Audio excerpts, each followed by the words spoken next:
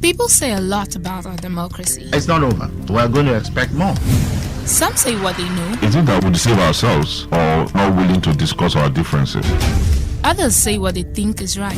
The political will to effect that law is what we are lacking. It takes 3 persons to eat 15 naira bread. I disagree with you on that. Yeah. What are you saying? Immediately the president won election, he went to Britain. He has not gone to River State. He has not gone to Benue. He has not gone to this country. Join Kingsley Welenda Wali every Saturday on this station from 11 a.m. to 12. My name is Kingsley Welenda Wali. And the program is Democracy in Action on Today 95.1 FM. But Harcourt. I believe in you. Do you believe in me? I'm sure some of you probably noticed the song that started this program this morning. It's a dedication to some little angel, some little giant who passed this morning. His name is Brendan Obioha. Brendan died of leukemia, cancer. He fought this battle the best he could as a kid. I remember very well a picture of him wearing a cap that had smile. I'm sure he's somewhere there smiling at all of us. Brendan, rest in peace. And I want to use this opportunity to pray that God grants the family the strength to bear this irreparable loss. It's tough for everybody, but for a young person like that, it's a very tough issue. So take heart, my dear brother and sister. God bless you. This morning we'll have on Democracy in Action my friend, a right activist, a committed nationalist, a member of the Presidential Task Force on the implementation of the UNEP report in Ogoniland, Mr. Celestine Akubari. Thank you. You're welcome to our program. Thank you, Kingsley, for having me. It's instructive that this morning we lost 2 people, Muhammad Ali and Brendan. Brendan, a little boy, died of cancer. And I know for quite a while, the Ogonis have been crying about the effect of the hell that Shell turned their environment to. Yep. And I'm sure that cancer is probably one of those things that, God forbid, the Ogonis will have to contend with. Seriously. And it just tells us the magnitude of the problem. Cancer is no respecter of age. If you respected age, I'm sure Brenda will still be with us today. Celestine. Sir. How did we get here? I mean, last week, later in this, about day before yesterday, if I'm not mistaken. Yeah. On Thursday. Yeah. The president or the federal government came and commissioned, so to speak, the implementation of the UNEP report. Yes, it didn't just start one day. It took a journey. Sure. How did we get here? Man, just like you said, it's a very long story. It's a story of over 3 decades, over 30 years, that the Ogonis woke up to take stock of their development at the time. And so just to discover that in spite of the stupendous wealth on the land, the 2 refineries, a seaport, and oil companies, that there was nothing to show for it than poverty and hunger. People were losing their means of livelihood. People were getting sick. The environment was dying. The fishes were running away from our river because of constant flaring of the gas 24 hours a day in very close proximity to human habitation. And Ken decided to mobilize the Ogoni under the umbrella of Movement for the Survival of Ogoni people, to letting them know that, hey, this is what It's operational in other climes. Why is our own different? The same company that we operate in Texas and better the life of the people. The same company that we operate in Norway and better the life of the people. We come here and enslave our people, steal our land, kill our people, and get away with it. That enough was enough. If they were not ready to change, if they were not ready to give us what belonged to us. What they call rent and royalty, especially what the Ogoni people call Mideko. In Ogoni, if you have a palm wine farm and a creek and people are tapping for you, they what they call Mideko. That one is a Thursday. They give it to the owner of the farm. Anything you tap that day is for the owner. And that's what the rent and royalty that the oil company pay into federal government coffers is meant for those that own the land where the mining is taking place. So Ken said we have to demand for our Mideko, and that was ascertained that it has amounted to over $30 billion US, and that they were owing us. They need to pay us. They sent a letter to the government of Nigeria. Then Babangida was there, and sent a letter also to the United Nations. We didn't even get an acknowledgement letter from the federal government of Nigeria, meaning that they didn't recognize what was happening. So the Ken decided to mobilize the Ogoni people on the path of non-violence struggle, and gave an ultimatum to Shell that by January 4th, 1993, being a War on Indigenous Peoples Day, if they were not ready to play the ball, then they should go. And they knew that we were serious. When over 500,000 people marched the street of Bore without throwing a stone, they knew that the people were serious. Maybe I just come in here. Yeah. There's something I need to clear. Because in your narrative, you talked about Ken mobilized. Yep. Ken spoke. Was it a Ken movement or an Ogoni movement? Well, what happened? I need to clear that. Everything, an idea, we always start with one man. The idea started. Was it a Mossop thing? Ken, it was Ken's idea. Mossop, because before Mossop came in, there was this Kagote. It's still there now, the Apex organization in Ogoni. Kagote, Kanago, Kanata, Elime. It was an elitist body that controls political affairs in Ogoni. Okay.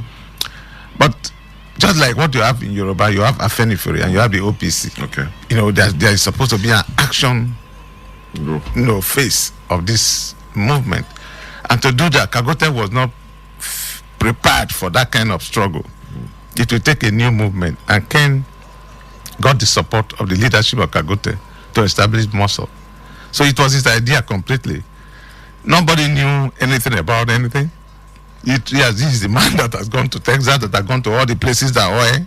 I asked that question because there's the story side of the story which says that, because it's instructive that despite all that transpired in Ogoni land, non-violence was the central theme of all of it. Sure. And even if you had situations where there's some internal disagreements, the violence was among Ogonis, not against strangers, not against Shell, not against government. I'm aware, if I'm not mistaken, you correct me, that the first president of Mossop was J.B. Letton. J.B. Letton. And Eddie Kobani was the vice president. Ken was the PRO. Ken was the so he was more like he was like the voice. Yes, was like the voice because of the Ogonis and of course the Ogonis recognized his capacity and decided to take full advantage of that. So it looks to me like Mossop was a group of Ogoni people who felt that they had to move away from the pacifist nature of Kagote. No, it wasn't so, because J.B. Letton and Kobani were the leaders of Kagote. So they couldn't have run away from their own selves. It's just that Ken brought the idea, the proposal to Kagote meeting and said, this is what I think that we should do at this point to make demands for this. All of you are friends of government. You are in government. Most of you are senators. Dr. Bene Birabi was the president of Kagote then. And they said, you know, that kind of a thing. Some boys can go and make noise and the men will come to discuss. Like OPC can make trouble and Afenifere will go and discuss. So Ken, you can go ahead to set up the structures. And Ken set it up. So there was an agreement. Yes, there was an agreement. Yeah, there was an agreement. And Ken decided to just take the spokesperson. Let me just move about and be doing the talking. You can hide. But it was entirely Ken's idea. The A to Z of the Ogoni Bill of Rights was written by Ken, even though people have to sign. It was his movement, and that was why at some point all the other people ran away from Mosaba, leaving it for him. He was nominated the president in absentia when he was in prison. So it's been Ken's idea. Because when he was in prison, that's when he was being tried, right? Yep. Because he went to prison severally. Okay. The last one was the one that he was tried. Now I'm talking about at what point you said that the others abandoned ship, more or less. Yeah, there was a time when Abiola was coming to campaign. Okay. In Ogoni. Okay. And the first place Abiola touched during his campaign was Ogoni land. Okay. And the other Ogoni elders told Abiola, not to bother to campaign Ogoni, that you will get block vote. And that thing infuriated Ken. Ken was angry. Ken said, this was the thing we said we will not do again. Okay. That one person should not just wake up and say, Ogoni, I give you block vote. Okay. When there are different interests, some people will love SDP, some will love NRC, and you just wake up and say everybody is for that Ogoni was no longer ready for say. That everybody should be allowed, and that Ogoni, because of that statement, because of that promise you gave to Abiola, Ogoni will boycott 1993 election. And they did. So Ken showed that he was in charge, and people were not happy, and they had to pull out of the system. So basically, even when he decided to resist the system, at all times, the issue was do it peacefully, non-violent. Sure. It was because he said that if you look at the struggle waged by Gandhi, because of non-violence, they succeeded. If you look at the Martin Luther King struggle, they succeeded. Today we have a black man as president in a White House. Those who named that place White House, they were not mad. They knew that black man will not come there. Or they felt. Yeah, but today there's a white man. Black man is there. And that if you compare that to the Biafran struggle, that a lot of people suffered and died, yet they didn't succeed. It was better to go non-violence way so that you can, get sympathy. Was it his background? I hope we're not turning this into a Ken thing, but it's still important. Ken is the symbol of the struggle. So it's important that it's the symbol. There's no way you detach it. We need to know his mindset. Do you have an idea of how his mind was working, even in the face of the massive onslaught by government? Like I remember too well. A friend of mine told me how he was traveling. Yeah. So he said he was traveling. He got to the airport, and then he turned and called, "Gentleman, come here. Are you not tired of following me?" That means right from his house, he knew that was an SSS person. Yeah. He lived that life 24 hours of the day. Do you have an idea of how his mind was working? Yet he still told his people, we are going to continue on the path of non-violence. So non-violence is a virtue. What propelled him? Well, I think Ken was born into a very rich family. Within context. Yeah, but yeah. Because as at the time he was born, the father already had an upstairs. In those days, you know what that means. And that he attended the best schools. I think Omoya and University of Lagos. And then he was from a wealthy family. The father was a very rich trader until his death, and the mom. So, but from day one, Ken wanted to liberate his people. He saw the Ogoni people as an entirely different ethnic nationality that live in a richly endowed land, that they were blessed. That what was in Ogoni was enough, to develop the people and the place. And that Nigeria was supposed to be a federation. That people were supposed to be quasi independence. If we were actually running a federal state, then Ogoni should be able to, lead themselves. That if they had the capacity to that Ogoni should have representation in the National Assembly at all time. Ogoni should have his representative in the companies that litter the environment. But in this case, the reverse was the case. No Ogoni was considered for anything. Even up to today, it is shameful that in a state where Ogoni is in the majority, that no Ogoni has been a governor, no Ogoni has been a deputy governor, no Ogoni has been chief judge, no Ogoni has been speaker. Now I'm going to challenge you in this state. It's where Ogoni is a majority? In In this state, we are the majority in this state. How do you mean? What, Take away visitors from Port Harcourt and Obiakpo. Ogoni is the major ethnic nationality in Rivers State. which census? Which census? I'm just saying, no, I'm not kidding here, my brother. Take away visitors from Obiakpo and Port Harcourt. Ogoni is the major ethnic nationality in Rivers I'm State. asking you, what census are you using? What census figures? Do are you need a census? Only Kana local government is not bigger than all the area put together. Only Kana local government, only Kana alone. You know, Ogoni is a very, very large people, large environment, large everything. Ogoni is big. I mean, joke apart. And I ain't kidding about it. I just wanted you to be very precise about what you're saying. but even That's aside. even that aside, but the mere fact that we are a constituent part of this state called Rivers, and we have contributed immensely to the economic growth of this country. I mean, we should not treat a constituent part like that, even if we are not as important as we are. The mere fact that we are part of this system, I mean, it's sad. These are the 4 most important offices in the land, and no one from Ogoni has occupied that.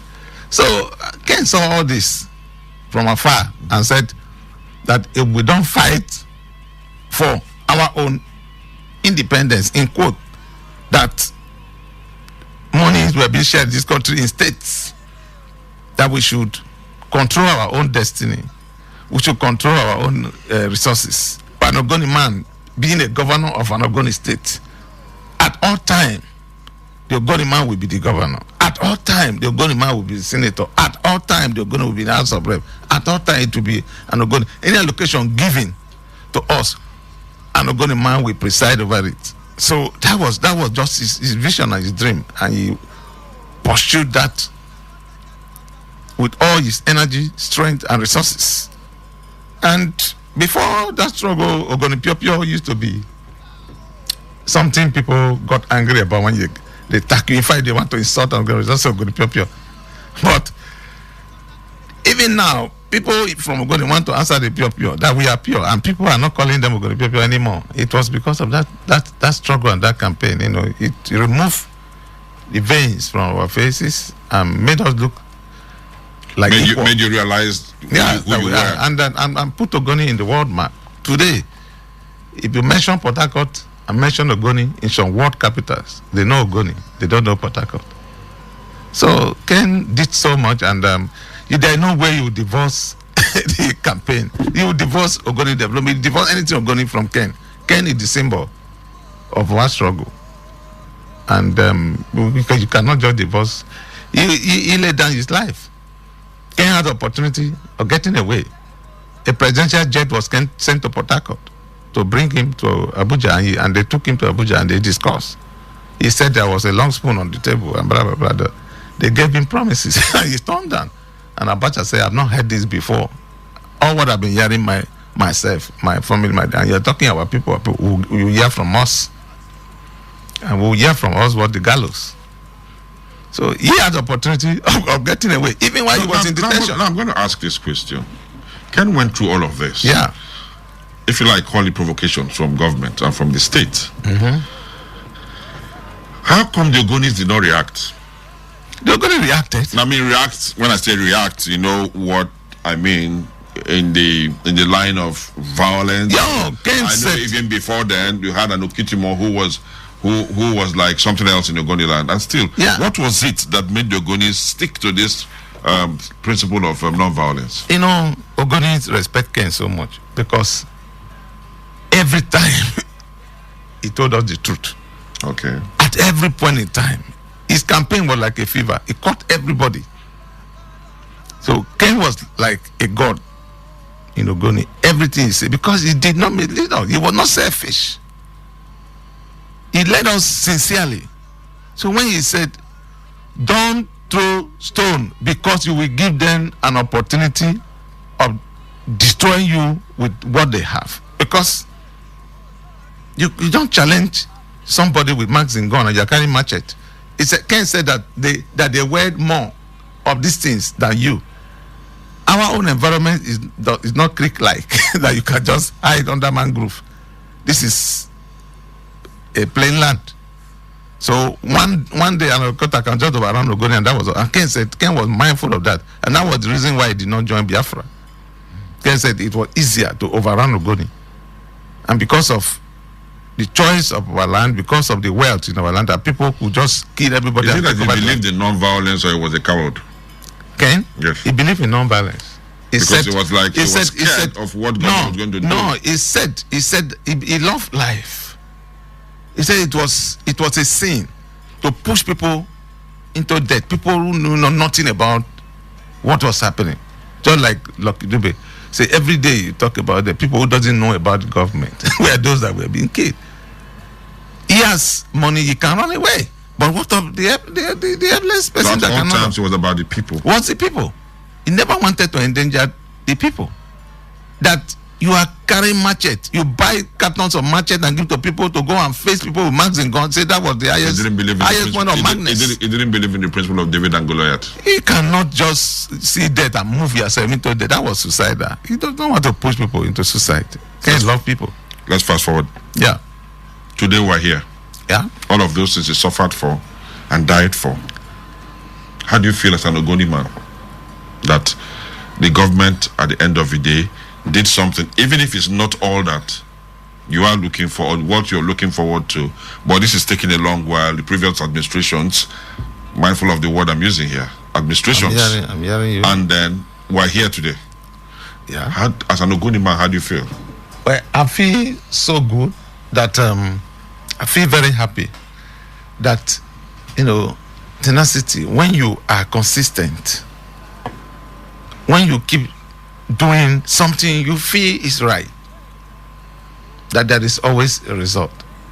I feel so proud to be an Ogoni that 20 years after the death of Ken Saro-Wiwa, that what he said, his dream, is coming to pass. There were several demands in the Ogoni Bill of Rights. Number one was this one, environmental remediation. And we are getting there. With that launch yesterday, I've ticked good on that one. I'm also sure, in the last dispensation, Lagos CP Agbara, the current Council President, launched what we call Project 2015. For the first time, our people were coming out to make demands for political office, because I told them that this thing is not just giving for me and asking. You don't just sit down, people are cooking in the kitchen, and when they finish cooking, you think that they will give you the best part of the nala. It's not so. You must follow them to cook. The problem with our own activism, I don't know whether we are in the same country with Yoruba people at all. My comrades in Yoruba land, it was Gani that established the National Conscience Party. Even Falana has contested for election. Even Wole Soyinka wanted to be president of this country.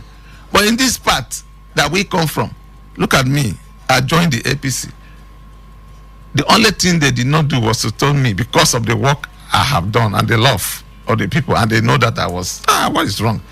But I feel that until philosophers become king, if Awolowo, who led the campaign for the independence of this country, did not lead the Yoruba people will not be hearing about Awolowo today.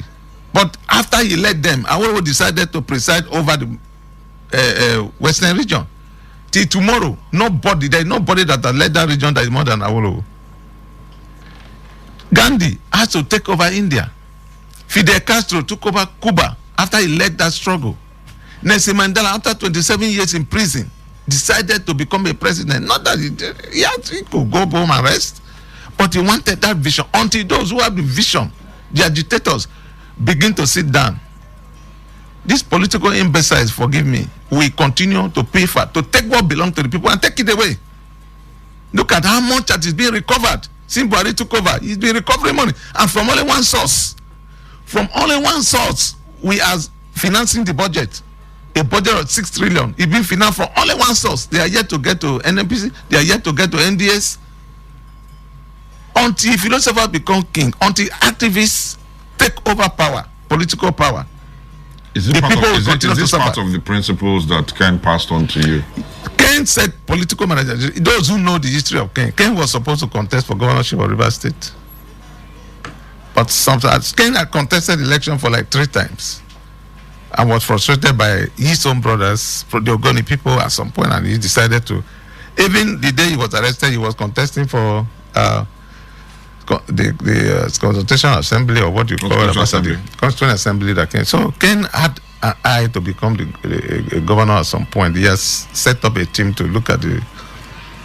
So he believed at all times that you must put yourself in a situation where an opportunity, if created, for you to go there and effectively make demands. Yeah. And not take up arms. At all. That was why when you talked about political marginalization, one of the pillars of our struggle, one of the demands, basic demands. But that political marginalization will not just come to you. You will fight for it the same way we fought for this environmental emancipation. You will fight for that political marginalization before you get it. You know that at some point it was very difficult to even give ticket both in PDP and APC because of the serious campaign the Ogoni people mounted. The PDP couldn't give because they were waiting for APC to whether they will give to the Ogoni. Maybe if they give to the Ogoni, if APC are giving to the Ogoni, maybe the PDP would have given to the Ogoni too. It was difficult because of the serious campaign the Ogoni mounted. And I've just told Monson President a few days ago that we shouldn't wait till the next round before we start. We have to start now to begin to make demands. The program, that pillar is there. Yeah. The cultural demands, language issue.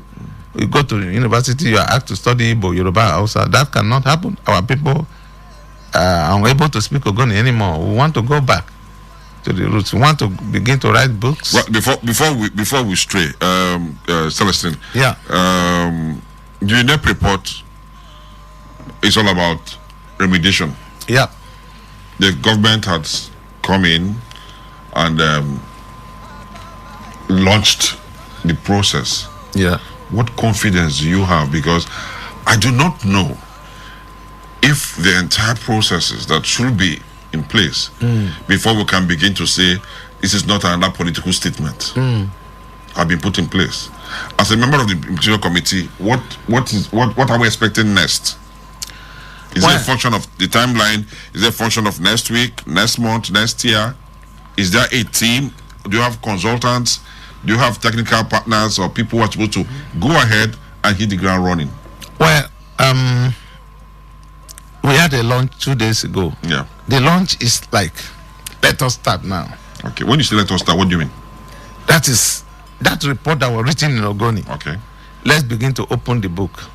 I have given my commitment. The federal government has I've given my commitment now. The head of Shell spoke. The head of Ajib spoke and said, yes, we have given our commitment. We will back it up with money. The federal government came out, yes, I've come, but we will back it up. So they'll begin to open all the books now. And before now, there have been consultations among stakeholders with the government, between them and the government. And several things have been put in place. So I think that what this government will now do, and it is as well that they set up committees about 2 weeks ago. Okay. It's committees on training and livelihoods, committees on emergency measures, committee on Center for Excellence, which they will build to train people, and committee on stakeholders and communication. Yeah. So they were to set the template for further action after this launch. And we are expecting that in 2 months' time they will submit their report. I'm also looking at the federal government announcing the governing council and board of trustees that will sit over this money in the next few. I don't know the time, but I know it won't be up to a week from now. By the grace of God, we'll begin to see them set up that board formally. I expect with the input of the Ogonis. Sure, that has been done. The nominations have been done. The Monson president is driving this process. Okay. He's driving this process, and he has been there. He has seen everything that will be done. He knows it at his fingertip, everything that will be done. And I'm sure that what they have discussed will be done, and we will take it up from there. I'm not expecting bulldozers to go to the site tomorrow to start to clean up. There are some emergency measures. We are talking about alternative, sources of drinking water that people should put in place, because what is killing our people mostly is bad water. They don't have any choice. People are thirsty, they must drink. And even if there is crude oil on it, they drink. Even if there is cancer-causing carcinogen in it, they drink because there is no alternative, no choice. So I expect that those immediate emergency measures will be taken. I expect that communities that are not hooked up to national grid will have electricity so that people can begin to preserve some of the foodstuff they will buy, because over 6,000 people may be working on different sites in Ogoni, and they will eat, they will drink. So it is the community people. That's why I see this exercise as one that will boost local economy. Implicit confidence in the fact that government is serious about this. Sure. I've been part of the negotiation team with the Jonathan government from here to Geneva. I was there. I also was part of the team that negotiated with the Buhari government, and Muslim president knows that the government, by their calculation, they were even faster than us. While we were yet to consult to talk about nomination from the community, they were already ready to make an announcement.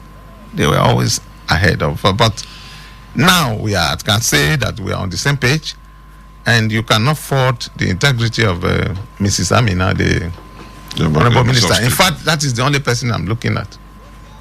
I'm looking at her, and Senator Magnus Abe is one person that people misunderstand so much. Even me, I didn't understand who Senator Magnus Abe was. He's one person I have fought severally. But recently, people may not know that I knew Senator Magnus Abe not up to 2 years in person. And when I saw him, I said, this is a man that I've been misunderstood severally. He's also around this process. He loved the Ogoni people seriously, and he will not want this process to fail. I can attest to that. He was my roommate in university. Fact, I will just tell you something now. Yeah, the Ogoni struggle is a long one. Our people fought for it. But this union report we are celebrating today, we fought Senator Magnus Abe and Amechi, fought them seriously that you cannot conduct this report unless we are part of it, because we are suspecting that Shell will hide through UNEP to lay their pipeline and steal our oil. We fought them. They used all the soldiers in the world. So if you see the way they were operating. So we were lucky that Magnus was SSG that time and Amechi was the governor. And the two of them are two sides of the same coin. Rugged people.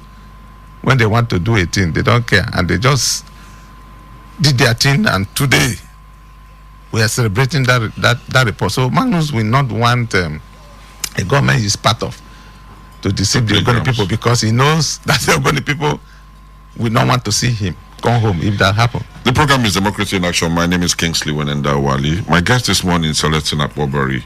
Celestine is a member of the Presidential Task Force on the implementation of the UNEP report. We're discussing the UNEP report this morning on the non-violent predisposition of the late great Ogoni hero and nationalist too, Kenule Saro-Wiwa. And when we look at our vis-a-vis what is happening in our country today, what do you think? What's your advice? I mean, you see we're in a state of perpetual violence. That's why I say it. Starting from the northeast to the southeast to the south, where incidentally will come from.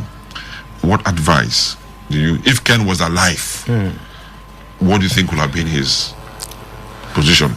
I think my advice to our brothers and sisters taking up arms is that from the day Nigeria came into existence, I've not seen people that carry arms who got a permanent solution to their problem. At best, you have a temporary relief because of money in your pocket and you forget what you are doing. But the Ogoni people have been very conscious. It has taken longer than necessary, but non-violently we achieved our goal. We said, Share, you leave our land, and they left, and they have never come back. No stone was thrown, no blood was spilled, no bone was broken. We achieved that. Despite the provocation of the state. Yes. No, and we achieved that. No Ogoni man will forget the name of Kitumo in a hurry. Of course, we have international sympathy. In fact, over 15,000 Ogoni people were given asylum in Canada and the United States. That never happened anywhere. Because we are non-violent. If we were violent, they won't open their doors. Some ethnic nationalities have to come to answer Ogoni name just to go out. So I mean, that I mean, happened before because we were non-violent. At what point did you change your name to Bariziga? So I think there are much to gain from being non-violent. Non-violent.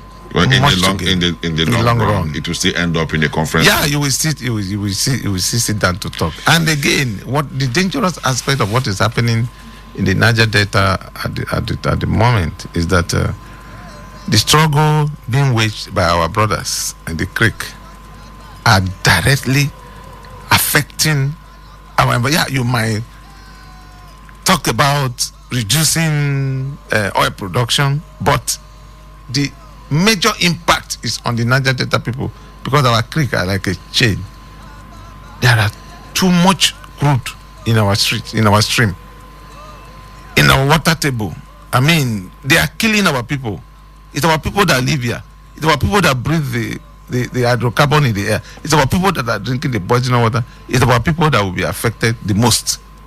These guys already have their money, so you are not doing them nothing.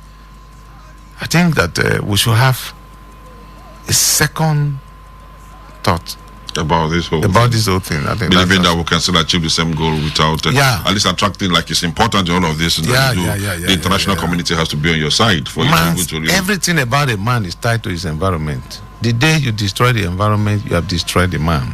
At this point, I think I should call it now for our listeners. Everything that concerns a man is tied to his environment. If you bother the environment, that's the beginning of the end for you. Yeah. You can join this program this morning. Call our guest this morning, Celestin Akpobari. Maybe has some answers for you. Call 0815-595-1951, 0815-595-1951, 0817-0000-951, 0817-0000-951, 0810-951-0951, 0810-951-0951. Hello, good morning. Hello, good morning. My name is Elizabeth Olu. I'm calling you from BBH. Okay, please, your question or contribution, make it snappy. We're running out of time. Okay, I want to use this opportunity to congratulate my Ogoni friends. Okay. For what they have achieved. It goes to show that when the people have a common destiny, the sky is always their limit. Yeah. And I hope that this serves as a wake-up call to my Chief brothers and sisters who, even before the case in Ogoni became fashionable, have suffered what any human being can describe as a very horrific experience in the hands of multinationals, River State government and federal government. I remember the Umuchem massacre. I congratulate the Ogoni people once more, and I hope that all of us down here across the Niger can also learn from this, that sometimes, or maybe all of the times, non-violent or a non-violent approach to issues like this is the best. Congrats to Ogoni people again. Thank you.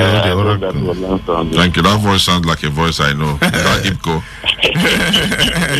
Thank you, my brother. He's our man. Hello. Yeah. So listen, sir. It's instructing. Got the first caller here. Yeah. It's from a community that went through the same stress that the Ogonis went through. Yeah. Hello. Yeah. Good day. Yeah. Good morning. You know where you're calling from, please. Yeah. I'm Peter. I'm calling from Port Harcourt. Okay. Question or contribution? Please, my question goes like this. Okay. This man, good day, they are guests. So my question goes like this. Okay. You talk about Ken. He's not a violent man. Was not a violent man. Okay. But what happened when Ogonifo was killed? Ken was informed because he was not around. When Ogonifo were killed, Ken was informed that see what's happened. Do you say your name is Peter? Yes. Can I repeat them at... Can I ask you a question, please, if you don't mind? Yeah. How old are you, sir? I would say I'm almost 50. You're almost 50. That means you're speaking authoritatively, right? Yes. Okay, like last week I was asking some people. He called them rebel. He called them voters. I want you to clear that voter. Okay. Thank you, Peter. Okay. It wasn't Ken that coined the word vulture. Unfortunately, it was our leaders, may their soul rest in peace. Those among, I won't mention the name, but somebody among the first Ogoni 4, while they were inaugurating Mossop, that said that any person that will betray this struggle will die like a vulture. That was how the word vulture came about. Okay, thank you. So he doesn't know what he's even talking about. Okay. Hello? Hello? Hello. Yeah, good morning, sir. Yes, good morning, Elder KW2. Oh, my brother, how now? Well, I'm fine, sir. Okay. Well, according to your own protocol, I shouldn't introduce myself. Good morning to the good comrade in the studio. Thank you, my brother. Yes, non-violent movement. Yes. The wheel turns, but it might turn slowly. I want my brothers also from the Niger Delta Axis. When you do the first, or you blew the first pipeline, you send the signal. Because the more you continue, you devastate the environment, and it is we, those of us on that side of the divide, that will suffer first before those in Abuja or those in the multinational companies will come down to see. I want us to also realize that the late Jonathan Vimbi fought the land government. He was the leader of UNITA rebels then for more than 20 years. At the end of the day, when he was killed, the UNITA group came together to sit down with the government of Angola to discuss, and that was how the war ended. And the UNITA today is an opposition party in Angola. The late Dr. John Garang also led his people, the South Sudanese people, SPLA, in arms, yes, against the Sudan government for 22 and a half years. At the end of the day, that fight of 22 and a half years did not end the conflict. Rather, discussion ended the conflict that led to the creation of the independent state of Sudan, the South now. South Sudan. So for me, I believe you've sent your signal. Why not negotiate? Because at the end of the day, the first persons that be at the front of that blow up, the pipeline, is those persons living within that environment, not those outside. Thank so you. I believe kudos to the Ogonis, and let's learn from them, because I believe example is the best teacher, not experience, because sometimes if you want to go through that experience, you might not live to tell the story. Thank you very much, Elder KW. Thank you. Hello? Yeah, good morning, sir. Good morning, sir. Where are you calling from? Your name, please. Yes, my name is J.A.J. and I'm calling you from Port Harcourt. Okay. Your question or contribution, I sir? think I would have added one Ogoni name to my name right now. You can take I have one to suggest to you. Akbobare, just take that one. Okay, Akbobare J.A.J. Yes. I'll take that. Yeah, I'll take that. I'll take it to the bank, sir. Yeah. I've been jealousing the Ogoni for a very long time. I just wish everybody in the Niger Delta can be like the Ogoni people. It's this saying that the patient dog ate the fattest bone, but people were asking who ate the flesh. I think the Ogoni people are right now. J.A.J. Akbobare, let me just say something before you go on. It said the patient dog is the fattest bone, right? Yeah. But guy, these days, bone no days have to chew. Patient dog eat no bone. The question is, That was an aside. That was an aside. Go ahead. That was an aside. Yeah, that somebody must have eaten the flesh. But I think the Ogoni people are eating the flesh and the bone together this time around. And I think kudos to them and everything. They have shown that violence does not pay. What my friend from the Taproot have said. You are destroying your own environment. You're claiming that this one has done this. You know that this oil block lasts for 20 years. Now, why not gather your own money so that the next day you can go and collect? You've been guiding this pipeline for these people. At the same time, there was no problem. Suddenly, you now realize that, this is no longer issue and you want to blow it up and all those. At what point? kudos to the Ogoni people. Thank you. Please, you people can get a lecture ground so that we can lecture more of the Niger Delta people so that they can do your own point and get things along. Thank you very much. God bless you. Thank you. God bless you. Hello. Hello. Good morning, sir. Morning, sir. Yes, sir. My name is Mr. Mobu. I know that voice. In fact, you're stopped from introducing yourself. All right, sir. We'll have you, sir. Thank you very much. First, I would like to congratulate the Ogoni and indeed the Niger Delta for the achievement. Yeah? But I would like to advise your guest there that much as the Ogonis are celebrating now, this is the time to go to work. I foresee a situation where inside the house you are going to be having factions. There are going to be factions coming up. All kinds of quarrels. Because you are dealing with Shell. Shell is very good at that. My brother, we need to know ourselves. So at the end of the day, you will discover that because you have a divided house, whatever was the initial goal, different people begin to interpret it differently, and then almost nothing, little or nothing will be achieved. That's on the one side. Now, are there lessons for other Niger Deltans to learn, especially the so-called Niger Delta Avengers? I say yes. What they said in their website was that a group of educated and well-traveled individuals, and then you're blowing up pipelines in your region. Don't you think of the ecological consequences? Even in the short term, if you are blowing this and you are happy, what about your people in the village? Could they fish? Could they farm? And are you not the ones that are going to take care of these people in the village? But they're saying that they're applying the principle of he that is done if you are no for. Sorry? You said? They're operating the principle of he that is done if you are no for. For them, they say that the environment is bad already, the rivers are soiled already, so, they're down already. Do you agree with that? Obviously, you don't. I would like to tell us, or all of us, especially those of us from the Niger Delta, okay, anyone that is shot by it will sooner or later come to terms with the reality shrouded by this lack of far-sightedness. Once again, I congratulate you, Ogoni, but this is not the time to begin to celebrate. There's a lot of work to be done. Thank you. Bye. Thank you. So listen, you're having a swell time. The Ogonis are kind of there. I think I too look at. Ordinarily, I'm from Bodo. Yeah. From Bodo in Ogoni land. So you're welcome. So I don't need to apply to go to anywhere again. For those who are still looking for opportunity, but it is general thing. Everybody's saying congratulations. Do you have the capacity to manage this success? Of course. For us to have been able to carry on a struggle 20 years after the murder of Kensero, managing this will not be a problem. It has always been the problem of the black man. It has always been. I know. Even I said it yesterday while I was on air that even in heaven there was crisis. Definitely, we will not speak with one voice.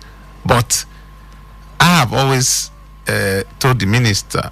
I told her, I said, Madam, this struggle, this cleanup must never wear the face of a political party. There will be no APC face, it will not wear PDP face. It will wear the face of Ogoni, because this thing that happened, every person was affected. Everybody. We were all affected. So there is no way coming now to tell us that it will be PDP, it will be APC. I know it's an APC government that is driving it. Yeah, I know there are things that will be purely an APC thing, but it must wear the face of Ogoni. And that's why I have decided not to. This appointment into presidential taxing is free, pro bono. I fly myself, I pay my hotel bills when I go for meeting. One cover is not given to anybody. It's not. I can pick those on your behalf. Yeah, nobody. And I have decided not to take up any appointment in this whole process, so that I can still have my voice to shout at anybody at any time. So I think that we'll be able to manage it. Okay. Hello. Good morning. Good morning, sir. Your name is Frank. Frank.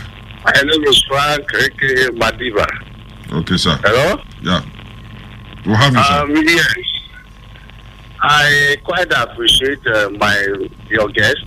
Okay. But however, like last week, you were making this about Mandela and all the rest. My mentor.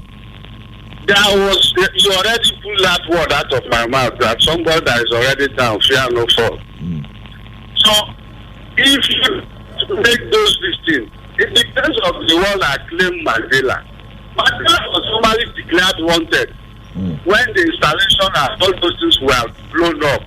That was violent. When the people refuse to hear, listen to you, you apply some little violence. So I believe my brothers on this other, they should go ahead. And again, I remember your brother when Mr. Oyede used to act one Willy film in the time past. I just hope what we saw in brother is not Willy. Because I'm surprised now somebody is telling me they want to set up the structure, framework, this and that, and that and that. After something that took us this far, no framework now. So I pray that is really we saw there. Thank you, my brother. God bless you. Hello. Hello. Hello. Yeah. Good morning. Your name and where you're calling from, please. I'm calling from River State, America. Okay, sir. Your name, please. My name is Eki Trust. Okay. But, for example, like the guest you have to listen to, he's a very nice guy. I must tell you, he's a nice guy indeed, because I can see that most of the struggle in this going religion. Before you start praising him, he's not in a position to give any contract to. No. Go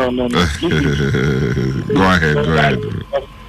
I don't know him before, but although I've been hearing about him. Okay. He's a very nice guy in terms of the non-violent approach they use for achieving this report. Okay, could you just go ahead to your question or contribution because we're running out of time? Yes, I think it's a welcome one. Thank you. I think the other area has to cue into the economic arrangement and also learn that without violence, we can achieve everything we want the federal government and the community to do for us in another region. Thank you. So welcome. Thank you. Absolutely. We don't have all the time in the world. Yeah. I'm sure that if this line was on, if the program was on for another 1 or 2 or 3 hours, you still have people calling in to come and tell you congratulations. But there's a preponderance of opinion which says that the Ogonis did well by going the way of non-violence. Yeah. And the gentleman before the last caller made a comment, and that was what I raised, the issue about are we sure we'll be able to manage this success? To what extent are you willing to go? Well, definitely, if you are in the position of Ogoni, you won't have any choice. We don't have any choice here. It is the Ekore people that have a choice. They have either Wike or Amechi. The Ogoni people, neither, no. We don't have nothing. Nobody. We don't have any choice. We are in a mess. Ken said we are in a deep pit. Only shouting aloud will make people to hear our voice. We want our environment cleaned so we can go back to our fishing and farming business. Ogoni people are predominantly fishermen and farmers. So it is only a fool that we want to stop people that are coming to help you. Yes, the mess was generated by the oil company and the government of Nigeria. But government has come and gone. Nobody gave attention to our cry. Now somebody has come to say we want to do it. All hands must be on deck. We will not, I know government will not be able to take up everybody at the same time. But this is one exercise that will boost. Yeah, it's an exercise that will boost the local economy of our people. It will raise our standard. And I mean, a lot of people will be employed. A lot of people, those that will not be employed, will be doing small businesses around. And from time to time, I think the difference will be there until we begin to fish and farm. That is where my interest lies. Make your society. Because I grew up eating good fishes, good crabs, all those things. Now there's no more. I want to see the mangrove forest come back to go be restored. And this is the point that we are moving, to. And it will not be magic, but I think that we'll be able to manage it because we want our environment cleaned so we can be gainfully, employed, either by ourselves or by the system. Thank you very much, Celestine. It was nice having you here this morning to come and tell us the bit about the UNEP report and how it's going to impact on the Ogonis.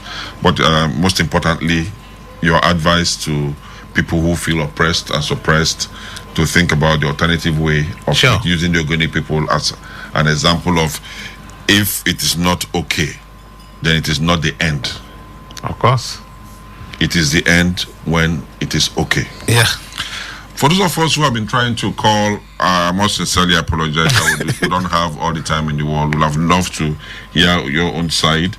But wherever you are, we pray that you use the Ogoni example every day in your life. There's no gain in violence. You're better off discussing. You're more likely to get support through peaceful negotiations and dialogues with people. Yeah. And we're hopeful that the Ogonis have shown the way and others will follow. You have a wonderful weekend. Celestine, thank you for coming. Thank you, my brother Kingsley. My name is still Kingsley Wanenda Wale. I'll meet you here same time, same studio next week. Obina, bye-bye.